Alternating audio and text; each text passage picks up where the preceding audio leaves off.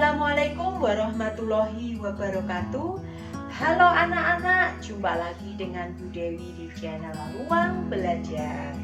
Ruang Belajar, belajar di mana saja, kapan saja, tetap enjoy dan pasti bisa. Anak-anak, pada video kali ini Bu Dewi akan membahas mengenai materi yaitu statistika. Statistika dalam matematika diartikan sebagai ilmu pengetahuan yang berhubungan dengan cara-cara pengumpulan data, pengolahan data, penyajian data, penganalisisan data, penarikan kesimpulan, serta membuat keputusan yang beralasan berdasarkan fakta-fakta yang ada. Nah, menarik bukan?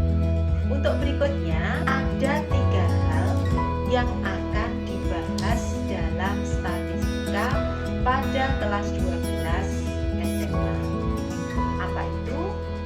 Yaitu yang pertama adalah penyajian data, kemudian yang kedua adalah ukuran pemusatan data, yang ketiga adalah ukuran penyebaran data. Nah, pada video pembelajaran statistika bagian 1 ini yang akan dibahas adalah mengenai penyajian data.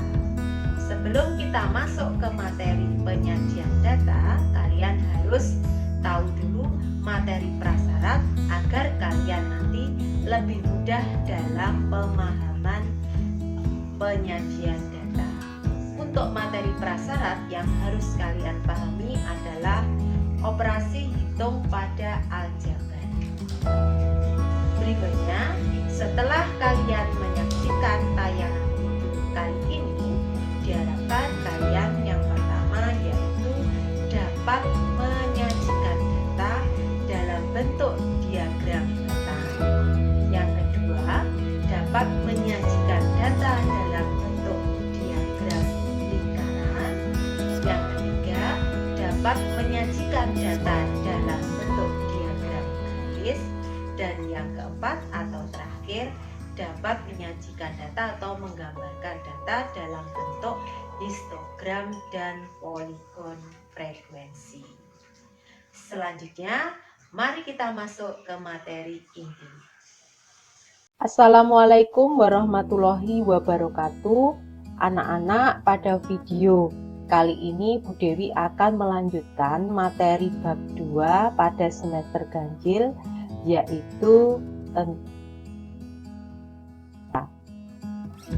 pada statistika nanti akan dibahas mengenai 3 hal, yaitu yang pertama adalah penyajian data, kemudian yang kedua adalah ukuran pemusatan data, kemudian yang ketiga adalah ukuran penyebaran data.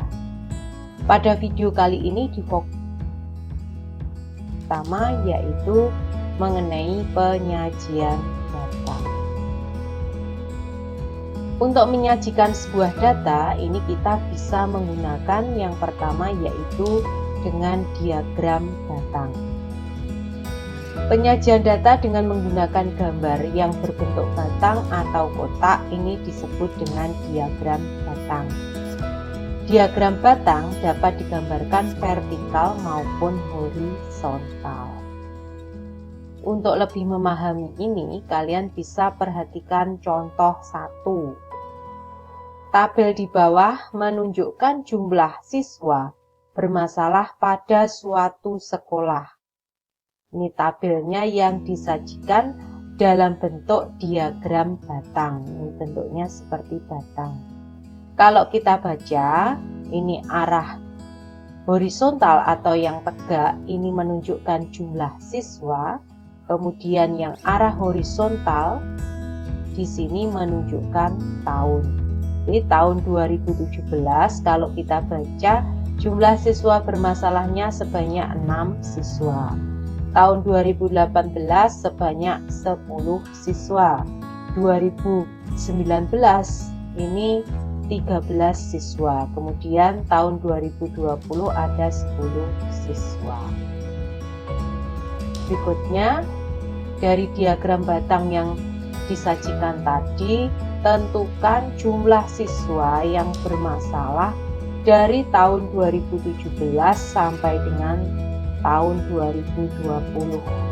Caranya cukup mudah sekali, yaitu tinggal menjumlahkan siswa bermasalah yang terlihat pada diagram batang.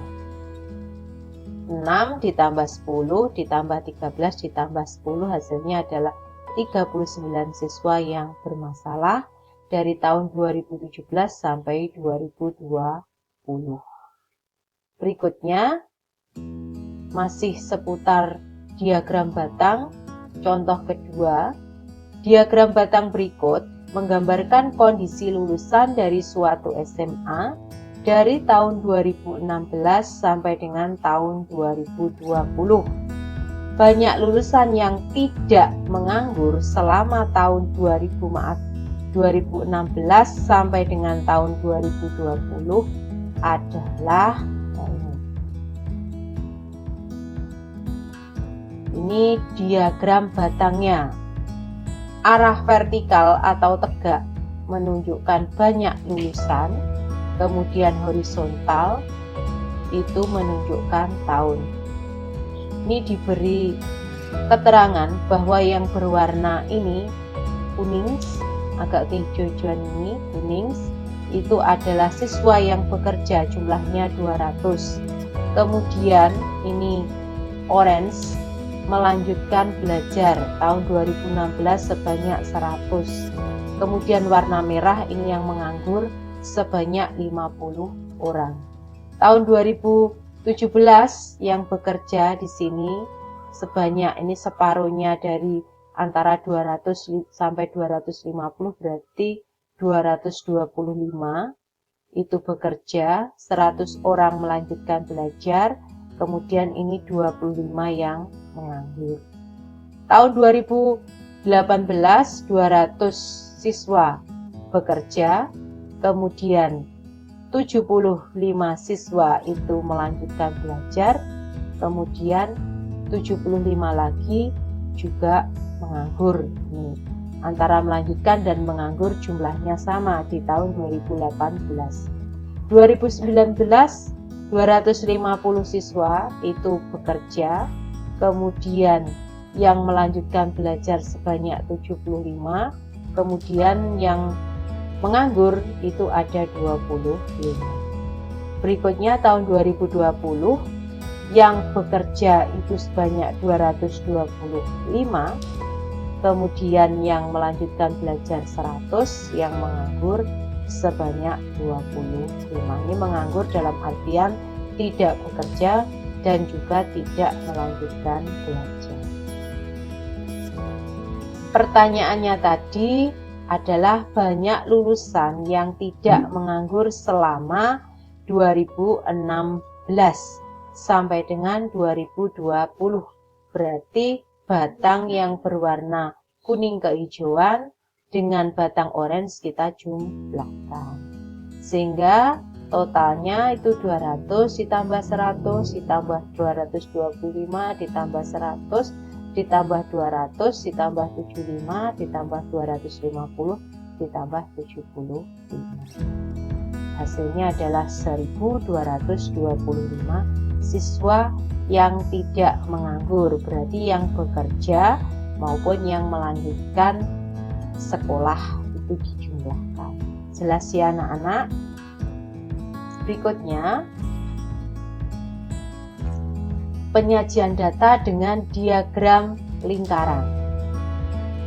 Penyajian data dengan menggunakan gambar yang berbentuk daerah lingkaran ini disebut dengan diagram lingkaran.